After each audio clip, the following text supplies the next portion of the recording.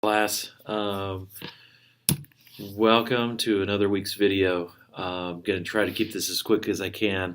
I've noticed that some of you have not been watching my weekly videos like you had at the beginning of the year, and so that's why I kept the video, the instructions, the stuff that I typed out, super short, so that you could just say, "All right, I'll just see what's in this video." And um, I'm at my powwow again. I've got boys trying to work on merit badges, and so I jumped into a church classroom. Probably looks a lot like the classrooms that you guys have, and trying to get some work done and get caught up on some grading. And what I just wanted to give you a heads up about this week. The two big assignments is you have your discussion board, which I'm excited for. It's going to be a great discussion board. We're right in the thick of Third Nephi.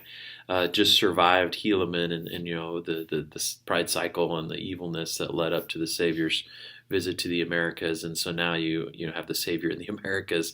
So there's going to be a lot of good things to talk about and to share about. And post early, post often, and be a support to each other. Boy, my phone really has some things to say, doesn't it? Sorry about the dinging there.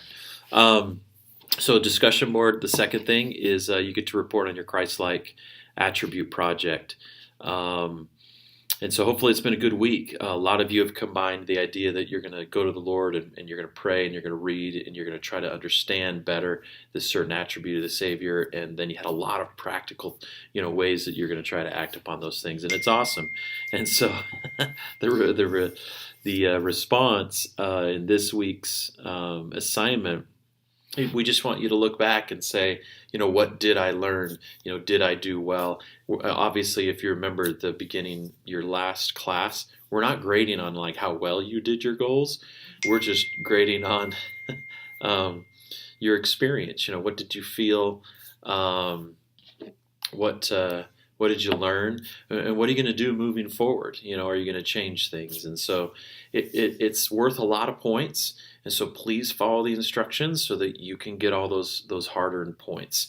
And just in closing, just wanted to give you just a couple brief thoughts about 3 Nephi chapter 11. And so Christ appeared last week, and now you're just at the heart of those teachings. And so on that my announcements page, I put a little quote by Elder Razban with this idea that all of us have problems. There's always, there's stressors, there's things that make us so that we're not complete and whole and perfect.